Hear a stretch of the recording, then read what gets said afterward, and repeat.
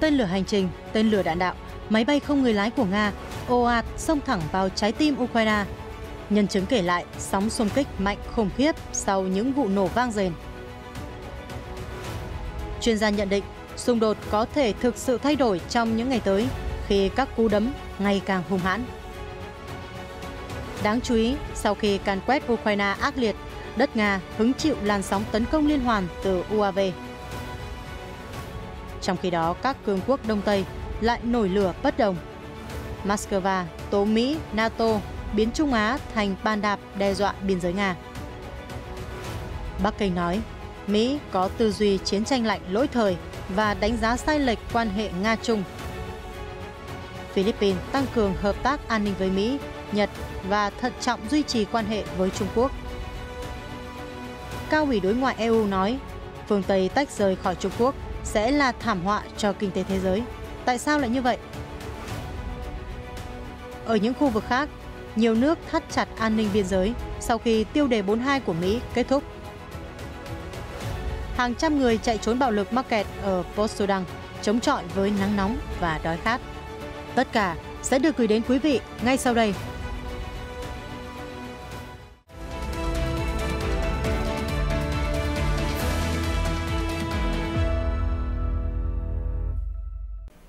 Chào mừng quý vị đến với chương trình tin quốc tế. Thưa quý vị, như chúng tôi đã đưa tin, Nga vừa qua đã tiến hành vụ không kích dữ dội bất thường, xé toạc màn đêm thủ đô Kiev bằng loạt tên lửa uy lực. TASS hôm 16 tháng 5 đã tiếp cận với một số nhân chứng.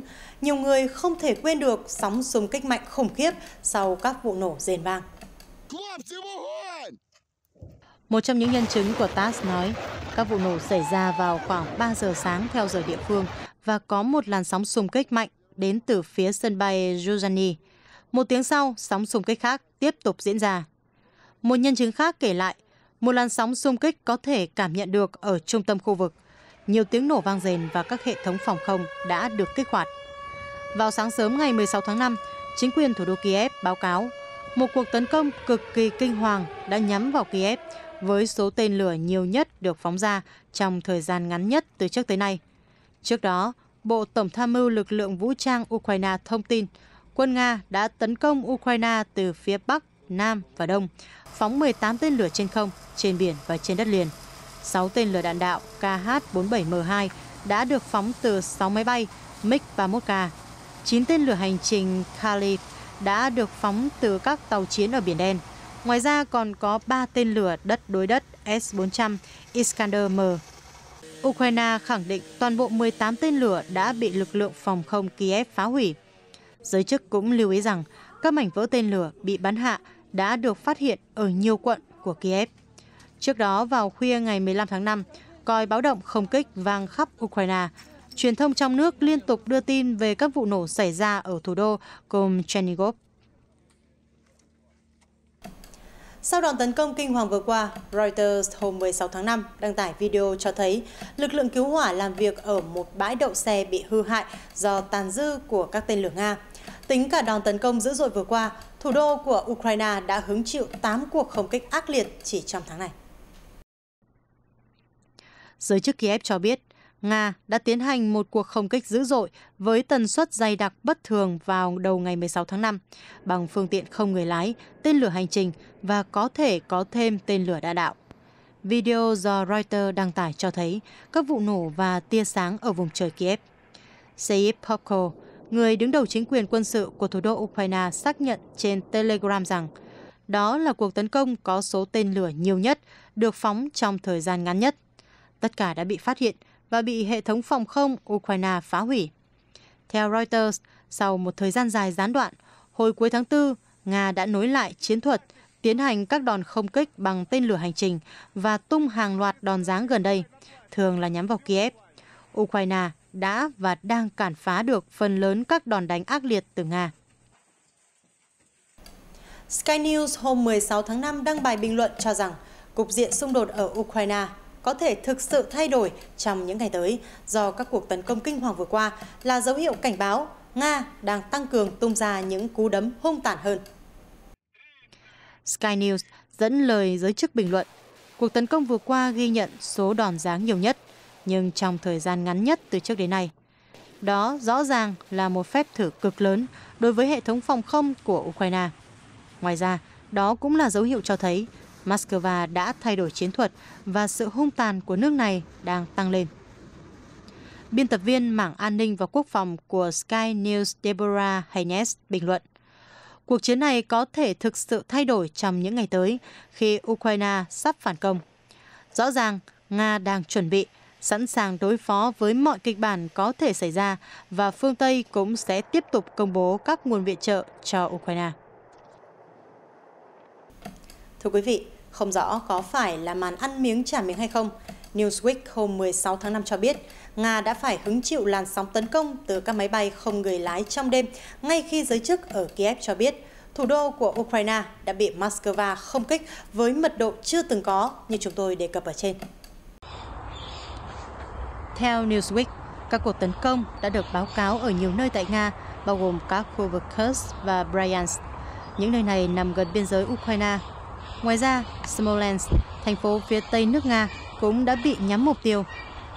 Hôm 16 tháng 5, ông Alexander Bogomaz, lãnh đạo vùng Bryansk cho biết trên Telegram rằng một UAV của Ukraine đã bị hệ thống phòng không ở thị trấn Klinsy bắn hạ. Không có thương vong xảy ra, ban công của một tòa nhà chung cư bị hư hại.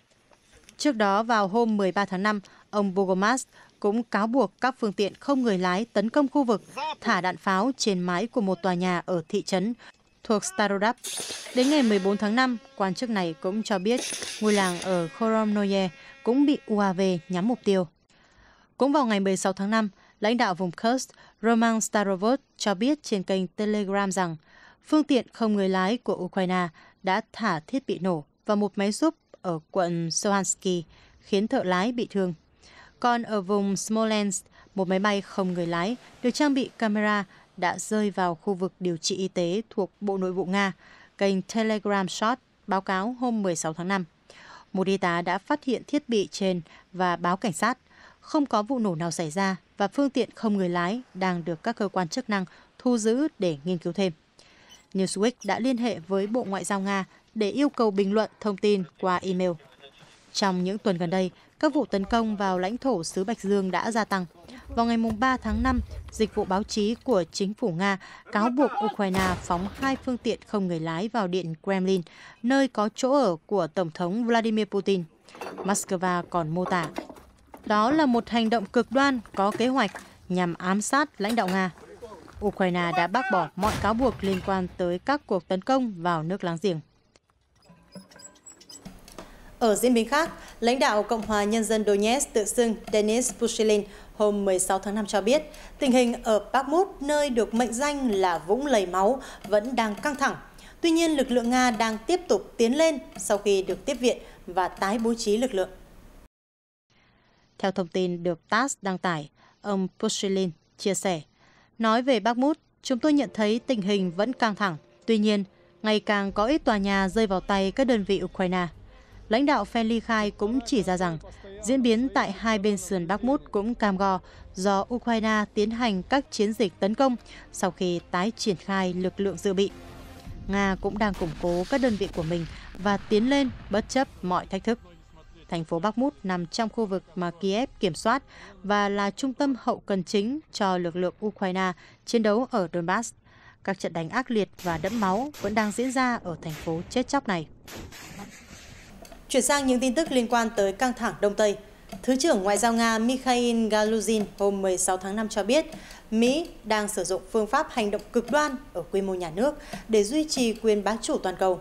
Ngoài ra, ông cũng tố NATO đang biến Trung Á thành bàn đạp đe dọa an ninh Nga. Thông tin được TASS đăng tải cùng ngày. Tại hội nghị về Trung Á của câu lạc bộ thảo luận Van Dyne ở Tomsk, nhà ngoại giao cấp cao của Nga nói rằng Mỹ và các đồng minh của họ đang nỗ lực bám chặt lấy vị trí bá chủ, không từ bất kỳ biện pháp nào để duy trì mục tiêu đó. Thật không may là bao gồm cả phương pháp hành động cực đoan ở quy mô nhà nước. Ông Galuzin nói thêm, một cuộc chiến về kinh tế, thông tin và pháp lý đang được tiến hành chống lại Nga. Hành động cực đoan như trên cũng đang được phương Tây tiến hành nhắm vào Trung Á. Rõ ràng, họ đang nỗ lực ngăn chặn Nga và cô lập khu vực Trung Á khỏi chúng tôi. từ đó từng bước biến Trung Á thành bàn đạp để gây ra mối đe dọa cho biên giới phía nam của Nga, ông Galuzhin lập luận. Nhà ngoại giao còn nói rằng Mỹ và NATO đang cố gắng kêu gọi các nước Trung Á tham gia vào cái gọi là các chương trình đối tác và đào tạo, đồng thời không ngừng khuyến khích các nước nối lại các cuộc tập trận chung và cho phép phương Tây triển khai cơ sở hạ tầng quân sự trong khu vực. Hiện Mỹ và các đồng minh chưa đưa ra bình luận nào liên quan tới đánh giá trên của Thứ trưởng Ngoại giao Nga. Phát ngôn viên Bộ Quốc phòng Trung Quốc Đàm Khắc Phi hôm 16 tháng 5 cũng đã đưa ra bình luận khó chịu về phát ngôn gần đây của Chủ tịch Hội đồng Tham mưu trưởng Liên quân Hoa Kỳ về Liên minh Trung-Nga. Cụ thể ra sao? Mời quý vị tiếp tục theo dõi. Chủ tịch Hội đồng Tham mưu trưởng của Liên quân Hoa Kỳ, tướng Mark Milley trước đó nói rằng Hoa Kỳ sẽ làm mọi cách để can thiệp vào liên minh quân sự chiến lược giữa Nga và Trung Quốc. Theo Sputnik, ông Đàm Khắc Phi đã bình luận về tuyên bố trên của tướng Mark Milley rằng những ai nhìn quan hệ Trung-Nga qua lăng kính của chiến tranh lạnh sẽ không thể nào đưa ra được các đánh giá đúng đắn. Đó là thông điệp và lập luận của những bên hay phán xét người khác theo tư duy khối chiến tranh lạnh thiển cận và lỗi thời. Họ nhìn Trung Quốc với đôi mắt đầy quan ngại và luôn đánh giá quan hệ Nga-Trung như một điều gì đó sai lầm. Hiển nhiên, từ lăng kính trên, Mỹ không thể nào đưa ra được nhận định đúng đắn, vị phát ngôn viên nhấn mạnh trong một cuộc họp báo ngắn. Với Liên Hợp Quốc và Thổ Nhĩ Kỳ làm trung gian, sáng kiến ngũ cốc Biển Đen đã được Nga và Ukraine thông qua vào tháng 7 năm ngoái. Mục tiêu nhằm tạo điều kiện thuận lợi cho việc nối lại xuất khẩu nông sản của Ukraine. Thỏa thuận này đã được gia hạn 2 lần và Moscow tuyên bố sáng kiến sẽ hết hạn vào thứ Năm ngày 18 tháng 5. Giữa lúc đó, nhiều thành viên của Hội đồng Bảo an Liên Hợp Quốc đã kêu gọi gia hạn thỏa thuận nhằm tránh tác động tiêu cực tới thế giới. Trong phiên họp Hội đồng Bảo an Liên Hợp Quốc ngày 15 tháng 5, các thành viên đã kêu gọi tiếp tục duy trì thỏa thuận để ngăn giá lương thực toàn cầu gia tăng. Đại sứ Nhật Bản tại Liên Hợp Quốc Ishiken Kimihiro nói rằng việc Nga có ý định đình chỉ sáng kiến trên là đáng báo động về Moscow không quan tâm tới hậu quả thảm khốc đối với nguồn cung toàn cầu. Trong khi đó, đại diện Mỹ tại Liên Hợp Quốc, ông Robert Wood, kêu gọi Nga ngừng ngay hành động bắt những người đói khổ trên thế giới làm con tin. Đáp lại, đại sứ Nga Vasily Nebenzia đã chỉ trích các nước phương Tây, nói rằng hiện không có tiến triển nào trong việc giải quyết các vấn đề liên quan tới hoạt động xuất khẩu nông sản Nga. Ông đe dọa Nga sẽ không đồng ý gia hạn thêm thỏa thuận ngũ cốc với Ukraine, theo NHK. Liên Hợp Quốc tuyên bố các cuộc thảo luận về vấn đề này sẽ tiếp tục diễn ra trong vài ngày tới. Đứng trước cuộc cạnh tranh gay gắt giữa hai đại cường quốc kinh tế thế giới, để tránh bị rơi vào thế tiến thoái lưỡng nan là điều vô cùng gian nan. Philippines, một đồng minh của Mỹ ở châu Á, đang nỗ lực để giữ được quan hệ hữu hảo với cả hai ông lớn.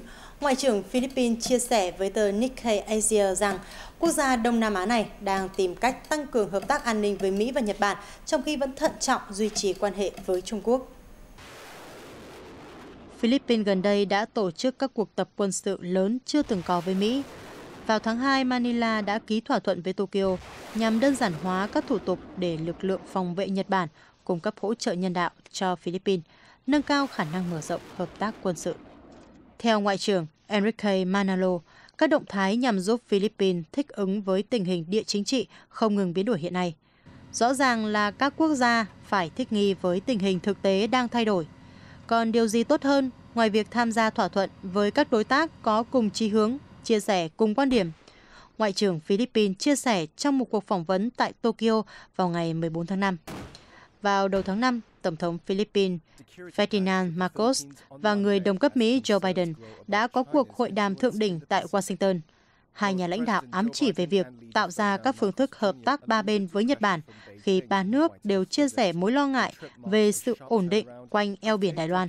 Theo Ngoại trưởng Philippines, các cuộc đối thoại như vậy vẫn đang trong giai đoạn thăm dò, nhưng chắc chắn các bên mong muốn đàm phán nhằm xem xét có thể tìm ra được hướng đi cụ thể hay không. Ông đặc biệt nhấn mạnh tới các hoạt động hàng hải, an ninh mạng, chia sẻ thông tin là một số lựa chọn khả thi. Theo nhà ngoại giao, các nước sẽ sẵn sàng thực hiện một khi đạt được thỏa thuận về bất kỳ hoạt động cụ thể nào.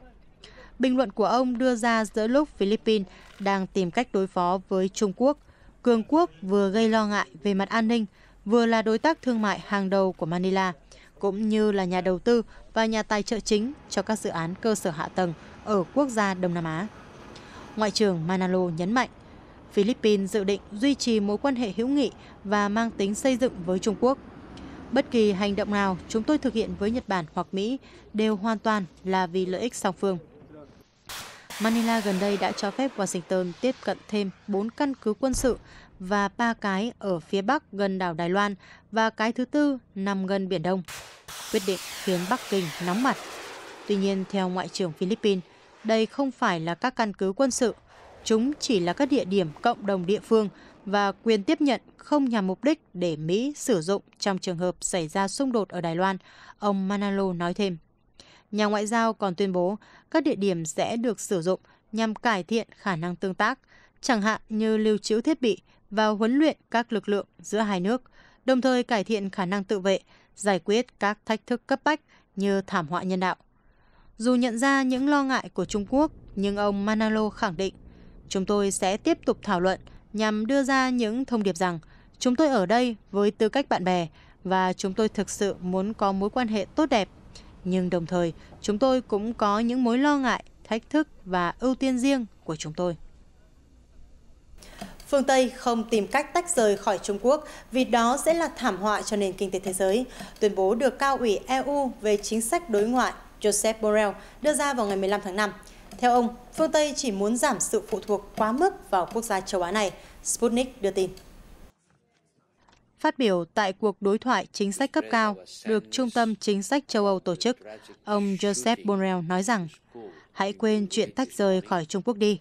Đó sẽ là thảm họa đối với nền kinh tế thế giới.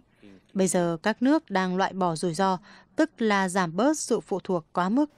Vào tháng trước, Phó Chủ tịch Ủy ban châu Âu Valdis Dombrovskis cũng tuyên bố EU đang hướng tới việc quản lý rủi ro trong quan hệ kinh tế với Trung Quốc tốt hơn, thay vì tách rời khỏi nước châu Á này. Ông nói, khối EU đang muốn tránh việc phụ thuộc chiến lược vào Bắc Kinh. Theo Cao ủy EU Josep Borrell, một số nước EU phản đối các lệnh trừng phạt đối với Nga vì họ lo ngại chúng có thể phản tác dụng, gây hại tới khối. Ngày 8 tháng 5, Ủy ban châu Âu xác nhận đề xuất về gói trừng phạt thứ 11 đối với Nga đã được gửi đến các nước thành viên EU. Theo Chủ tịch cơ quan này, bà Ursula von der Leyen, lệnh trừng phạt sẽ nhắm đến các nước thứ ba nếu họ bị nghi ngờ giúp Nga lách các lệnh trừng phạt. Nói về quan hệ giữa Mỹ và hai đồng minh ở Đông Á, theo một nhà kinh tế Hàn Quốc kỳ cựu, nước này nên thắt chặt quan hệ ba bên với cả Mỹ và Nhật Bản trong các vấn đề thương mại và đầu tư. Mục tiêu là nhằm vượt qua các thách thức địa kinh tế và sự gián đoạn chuỗi cung ứng toàn cầu do COVID-19 gây ra. Ông Jun Wang-hu, Chủ tịch Viện Kinh tế Toàn cầu nhận định, đại dịch và xung đột Nga-Ukraine đang ngày càng khiến nền kinh tế phân cực, gây ra sự thay đổi trong mô hình kinh tế toàn cầu, dẫn đến mối liên quan chặt chẽ hơn giữa an ninh và kinh tế quốc gia. Nói với tờ Korea Herald, ông đề nghị Mỹ, Nhật, Hàn cần tăng cường hợp tác kinh tế trên 4 khía cạnh: thương mại, đầu tư, quản trị kinh tế quốc tế và thúc đẩy nền kinh tế bền vững, có khả năng phục hồi. Ba nước nên tăng cường quan hệ thương mại và thiết lập các thỏa thuận thương mại với các nước khác. Điều này có thể đạt được bằng cách giảm các rào cản thương mại, thúc đẩy đầu tư và hỗ trợ các doanh nghiệp vừa và nhỏ, ông Jun Wang-woo nói. Nhà kinh tế cho rằng để mở rộng các đối tác xuất khẩu sẽ rất hữu ích nếu sử dụng khuôn khổ kinh tế Ấn Độ Dương-Thái Bình Dương IPEF do Mỹ dẫn đầu và Hiệp định Đối tác Toàn diện và Tiến bộ Xuyên Thái Bình Dương CPTPP. Ông cho biết, một lĩnh vực hợp tác khả thi khác giữa ba quốc gia nằm trong quản trị kinh tế quốc tế nhằm thúc đẩy thương mại công bằng, bảo vệ sở hữu trí tuệ và đảm bảo sân chơi bình đẳng cho các doanh nghiệp.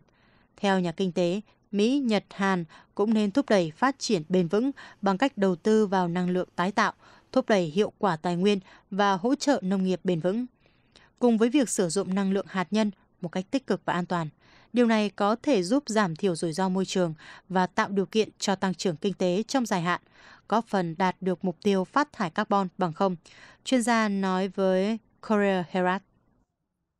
Thưa quý vị, bằng cách thúc đẩy hoạt động hợp tác nhằm phát triển năng lực sản xuất, Trung Quốc đã giúp các quốc gia Trung Á đạt được những bước tiến nhảy vọt trong quá trình công nghiệp hóa, CCTV ngày 14 tháng 5 đưa tin. Theo CCTV, các quốc gia Trung Á có dân số hơn 70 triệu người và sở hữu nguồn tài nguyên phong phú. Tuy nhiên, khu vực này đang phải đối diện với những trở ngại phát triển nghiêm trọng do thiếu vốn và công nghệ hiện đại. Những thách thức này khiến cho quá trình công nghiệp hóa trì trệ và hầu hết hàng tiêu dùng đều phải nhập khẩu. Trong khi đó, Trung Quốc và các quốc gia Trung Á có thể bổ trợ lẫn nhau nếu theo đuổi tiến trình công nghiệp hóa. Do đó, Trung Quốc đã đề xuất các giải pháp mang tính tham khảo để cải thiện năng lực sản xuất của các quốc gia ở khu vực này. Ví dụ điển hình, Kazakhstan có nguồn tài nguyên dầu thô phong phú và là nước xuất khẩu dầu thô lớn. Tuy nhiên, gần 90% nhựa đường của nước này cần phải được nhập khẩu trước năm 2014 do các cơ sở lọc dầu lạc hậu. Tình hình đã hoàn toàn thay đổi sau khi các nhà máy nhựa đường do các công ty Trung Quốc và Kazakhstan cùng đầu tư đi vào hoạt động.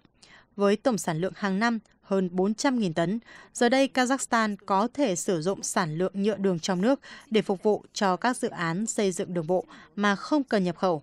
Đến năm 2021, Trung Quốc và Kazakhstan cũng đã tổ chức 19 vòng đối thoại để thúc đẩy hoạt động hợp tác nâng cao năng lực sản xuất. Trong đó, 56 dự án trọng điểm tập trung vào các ngành nghề như sản xuất thép, nông sản và nhiều lĩnh vực khác. Được biết, ngoài Kazakhstan, Trung Quốc cũng đang tích cực thúc đẩy quan hệ với các quốc gia khác như Kyrgyzstan, Uzbekistan và Turkmenistan, đưa tổng giá trị hợp tác của các quốc gia Trung Á vượt hơn 20 tỷ đô la Mỹ. CCTV hôm 15 tháng 5 cho biết các nhạc sĩ và sinh viên âm nhạc ở Trung Quốc và Kazakhstan đang tham gia vào một chương trình trao đổi văn hóa để thúc đẩy quan hệ song phương và tình hữu nghị tốt đẹp giữa hai nước. Đã có nhiều lớp học được Trung tâm Thiếu nhi Quốc gia Trung Quốc mở ra ở Bắc Kinh. Các học sinh, sinh viên được dạy cách chơi đàn dombra, một nhạc cụ truyền thống của người Kazakhstan. CCTV cho biết, lớp đào tạo nhạc cụ này đã được mở cách đây 2 năm và đang dạy 10 học sinh từ 4 đến 12 tuổi. Liu Hui, một trong những người hướng dẫn tại đây, đã có hơn 10 năm kinh nghiệm dạy chơi đàn dombra và tham gia biểu diễn trong dàn nhạc của Trung Quốc Bắc Kinh. Bên cạnh nhiều học sinh đến từ thủ đô, nhiều người đam mê âm nhạc ở các tỉnh khác cũng đã tìm đến học nhạc cụ độc đáo của Kazakhstan. Jidehua, phụ huynh học sinh, chia sẻ, chúng tôi đến từ tỉnh Thanh Hải phía Tây Bắc Trung Quốc. Tình cờ xem được một video ghi lại màn trình diễn của khoảng 29 thanh niên Kazakhstan chơi đàn dombra. Chúng tôi đã thực sự bị thu hút. Liu chia sẻ, chuyên môn chính của cô là chơi đàn pipa, một loại nhạc cụ truyền thống của Trung Quốc mà cô đã tập đàn từ khi lên 7. Nhờ màn trình diễn xuất sắc ở lớp mà cô được chọn để đào tạo thêm về đàn dombra khi lên 13 tuổi. Theo Lee Chang-yun, người đứng đầu dàn nhạc Trung Quốc Bắc Kinh, các hoạt động trao đổi tăng cường tương tác giữa các nhạc sĩ Kazakhstan và Trung Quốc cho thấy tinh thần tôn trọng và đánh giá cao nghệ thuật của hai nước. Kazakhstan cũng có lịch sử lâu dài và sở hữu cách biểu đạt âm nhạc của riêng mình. Vì vậy, trong những năm gần đây, chúng tôi đang tìm cách giao lưu âm nhạc và hợp tác với người Kazakhstan để cùng nhau tận hưởng những điều tươi đẹp trong cuộc sống thông qua âm nhạc, Lee nói. Liên quan tới quốc gia Nam Á Sri Lanka, quan chức thuộc Quỹ tiền tệ quốc tế IMF hôm 15 tháng 5 cho biết phái bộ của tổ chức này ở quốc đảo sẽ đánh giá hiệu quả tiến trình cải cách và tiến hành bài kiểm tra khả năng quản lý một số lĩnh vực chính yếu của nền kinh tế Sri Lanka. Reuters đưa tin cùng ngày. Một nhóm đại diện của IMF đang công tác ở Colombo cho tới ngày 23 tháng 5 đã chuẩn bị cho các cuộc tham vấn trước cuộc đánh giá đầu tiên về khả năng quản lý kinh tế của Sri Lanka diễn ra vào cuối tháng này. Nhóm sẽ nhóm họp với các quan chức Sri Lanka, bao gồm Tổng thống kiêm Bộ trưởng Tài chính Ranil Wickremesinghe, Giám đốc cơ quan đại diện của IMF ở châu Á-Thái Bình Dương Krishna Srinivasan nói, điều cần thiết hiện nay là tiếp tục đà cải cách hệ thống quản lý kinh tế của quốc đảo này. Sri Lanka đang cố gắng phục hồi từ cuộc khủng hoảng tài chính tồi tệ nhất kể từ khi giành độc lập vào năm 1948 và xoay chuyển nền kinh tế bị phá hủy nặng nề. Quốc đảo này đã nhận được 2,9 tỷ đô la Mỹ tiền cứu trợ từ Tổ chức cho vay toàn cầu, sau khi không thể trả được nợ nước ngoài vào tháng 4 năm ngoái. Peter Brewer, trưởng phái đoàn cấp cao tại văn phòng IMF, phụ trách khu vực châu Á và Thái Bình Dương, Sri Lanka nói rằng các bên cho vay đang theo dõi xem liệu khuôn khổ kinh tế vĩ mô của chính phủ có còn phù hợp hay không. Hồi đầu tháng này, giới chức Sri Lanka đã chính thức đưa ra yêu cầu giải quyết khoản nợ trong cuộc gặp đầu tiên với ủy ban của các nhà tín dụng song phương chính thức, bao gồm Ấn Độ và các thành viên của câu lạc bộ Paris. Trung Quốc, chủ nợ song phương lớn nhất của Sri Lanka, tham gia với tư cách quan sát viên.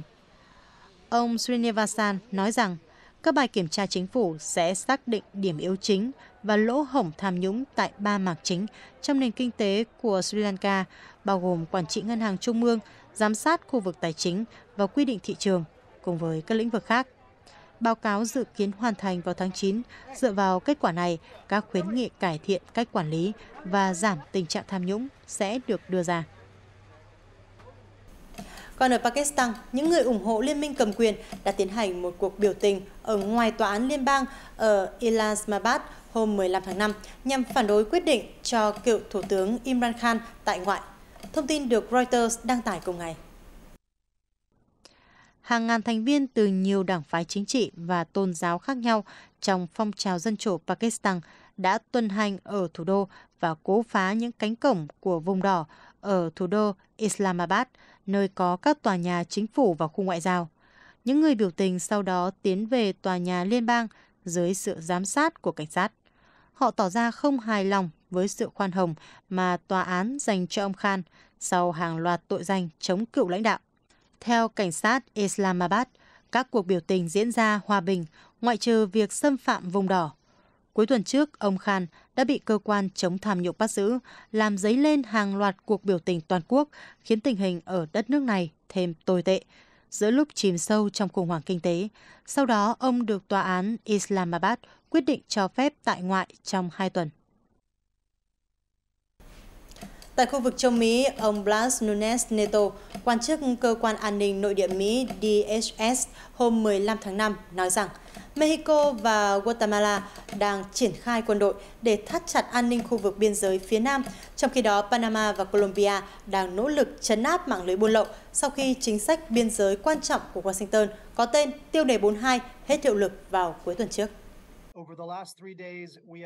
Reuters đưa tin, ông Blas Nunes Neto nói rằng các giới chức về di cư đã trục xuất hàng trăm người trở lại Mexico kể từ khi Tiêu đề 42 hết hiệu lực và Mỹ chuyển sang áp dụng chính sách tị nạn mới, ngăn tình trạng vượt biên bất hợp pháp. Những người di cư bị trục xuất trở lại Mexico bao gồm người Cuba, Nicaragua và Venezuela. Mexico đã đồng ý tiếp nhận nhóm người này. Ông Nunes Neto lưu ý thêm, trong những ngày gần đây, chúng tôi thấy rằng Mexico và Guatemala đã triển khai lớn lực lượng thực thi pháp luật và binh lính tới các vùng biên giới phía Nam. Tiêu đề 42 là một nguyên tắc được Mỹ ban hành trong thời kỳ bùng phát đại dịch COVID-19 dưới nhiệm kỳ của Tổng thống Donald Trump, trong đó cho phép giới chức trục xuất người di cư nhanh chóng mà không cần thông qua quy trình xin tị nạn. Trong khi đó, nhiều người đang khốn đốn ở Bắc Phi khi xung đột phe phái ở Sudan bùng nổ. Reuters hôm 16 tháng 5 đưa tin, một tháng sau giao tranh khói lửa, hàng trăm người đang mắc kẹt ở thành phố phía nam Port Sudan, chống chọi với nắng nóng khắc nghiệt và tình trạng thiếu thốn thức ăn, nước uống. Đã một tháng trôi qua kể từ khi xung đột bất ngờ nổ ra và nhấn chìm Sudan trong bạo lực. Hàng trăm ngàn người, chủ yếu từ thủ đô Khartoum, đã rời bỏ nhà cửa để tránh cảnh bom rơi đạn lạc. Tuy nhiên, vẫn còn nhiều người bị mắc kẹt tại thành phố ven biển Port Sudan và đối mặt với cái nắng nóng thiêu đốt và tình trạng thiếu thốn nước uống và nơi trú ẩn. Rem là một trong số đó. Cô cầu khẩn. Chúng tôi đến từ vùng chiến sự và tá túc tại đây dưới nắng nóng thiêu đốt. Điều này không tốt cho lũ trẻ chút nào. Chúng tôi không thể làm gì cả và không có tổ chức độc lập nào đến giúp đỡ. Làm ơn hãy giúp chúng tôi. Các tổ chức nhân đạo, hãy làm ơn giúp đỡ chúng tôi, hãy cứu lấy lũ trẻ. Ở đây còn có cả phụ nữ mang thai và người lớn tuổi đang bị bệnh và có thể trở nặng. Reuters ghi nhận các gia đình bị mắc kẹt tại Port Sudan đang ngủ trong các căn lều tạm bợ, được dựng nên từ chăn hoặc co ro dưới các bóng râm để tránh ánh nắng mặt trời thiêu đốt. Trong khi đó, bạo lực vẫn tiếp diễn ở Khartoum và Bari, Omdurman, bất chấp Ả Rập Xê Út và Mỹ trở thành trung gian hòa giải giữa quân đội và lực lượng phản ứng nhanh, hai phe phái của cuộc xung đột hiện nay. Vào ngày 15 tháng 5, quân đội Sudan đã không kích vào phía bắc Khartoum nhắm vào lực lượng bán quân sự hoạt động quanh một bệnh viện. Theo phía lực lượng phản ứng nhanh, cơ sở y tế nói trên đã bị hư hại nghiêm trọng. Hiện, hầu hết bệnh viện ở thủ đô đều đang ngừng hoạt động. Cuộc bạo lực đẫm máu đã khiến ít nhất 676 người thiệt mạng và hơn 5.570 người bị thương. Số thương vong dự kiến sẽ còn tăng cao. Ở diễn biến khác, người dân Venezuela đang gồng mình chi trả hóa đơn tiện ích với chi phí tăng cao khi khoản trợ cấp giảm dần, giữa lúc chính phủ ngày càng thiếu tiền mặt. Rất nhiều gia đình đã phải dành phần lớn khoản lương của mình để chi trả tiền điện nước, dù tình trạng cúp điện và nước vẫn thường xuyên xảy ra. Các hộ gia đình và doanh nghiệp Venezuela chia sẻ với Reuters rằng hóa đơn tiền điện nước, ga và điện thoại đã tăng nhanh kể từ đầu năm nay khi nguồn thu của chính phủ giảm. Trong nhiều năm, hóa đơn tiện ích của người dân phần lớn vẫn không đổi, bất chấp tình hình chính trị hỗn loạn. Chính phủ vẫn có thể dựa vào nguồn thu từ dầu mỏ để chi cho các khoản trợ cấp. Tuy nhiên, trong những năm trở lại đây, nguồn trợ cấp đã giảm. Kết quả là từ khoản thu rác, sau đó đến Internet. Và kể từ tháng 12 năm ngoái, đến lượt hóa đơn điện, nước và cước điện thoại, tất cả đều tăng vọt. Một người dân ở vùng Caracas, nơi thường xuyên rơi vào tình trạng thiếu nước bức xúc. Nếu được cấp nước đầy đủ, chúng tôi sẽ vui vẻ trả chi phí đó. Đằng này, nguồn nước thiếu trước, hụt sau. Bà cũng nói rằng dịch vụ Internet và điện thoại mà các công ty viễn thông nhà nước cung cấp bị gián đoạn nghiêm trọng. Theo một cơ quan quan sát tài chính phi chính phủ, giá của các gói dịch vụ cơ bản bao gồm điện, nước và thu gom rác đã tăng 333% trong 4 tháng đầu năm nay. Dịch vụ Internet và viễn thông tăng giá 235% trong cùng kỳ. Bộ Thông tin Venezuela chưa đưa ra giải thích về việc cắt giảm trợ cấp. Bộ phụ trách các đơn vị cung cấp điện và nước cũng không phản hồi yêu cầu bình luận. Tại khu vực châu Mỹ, Thủ tướng Canada Justin Trudeau ngày 15 tháng 5 đã tới thành phố Edmonton, tỉnh Alberta, để gặp các binh sĩ, lính cứu hỏa đang chiến đấu với các vụ cháy rừng hoành hành khắp khu vực phía tây này của đất nước. Chỉ tính riêng trong tháng 5, Alberta ghi nhận hơn 100 vụ cháy rừng, khiến chính quyền địa phương ban bố tình trạng khẩn cấp, buộc hơn 30.000 người phải sơ tán và các nhà sản xuất dầu khí giảm sản lượng ít nhất 319.000 thùng dầu mỗi ngày, tương đương 3,7% tổng sản lượng quốc gia. Các quan chức tỉnh lo ngại, điều kiện thời tiết khô và nóng tiếp diễn sẽ làm phức tạp thêm tình hình hiện nay. Tính tới Chủ nhật 14 tháng 5, khoảng 90 đám cháy vẫn đang hoạt động khắp Alberta, với khoảng 25 đám cháy ngoài tầm kiểm soát. Theo các nhà chức trách tỉnh, quân đội Canada đã bắt đầu tham gia các nỗ lực khống chế và dập lửa kể từ tuần trước. Dự kiến thêm nhiều binh sĩ sẽ được điều động tới khu vực trong những ngày tới. Những năm gần đây, miền Tây Canada đã liên tục hứng chịu thời tiết cực đoan với cường độ và tần suất ngày càng tăng do sự nóng lên toàn cầu. Thông tin vừa rồi cũng đã khép lại bản tin của chúng tôi ngày hôm nay. Cảm ơn quý vị và các bạn đã quan tâm theo dõi. Xin kính chào và hẹn gặp lại trong các chương trình lần sau.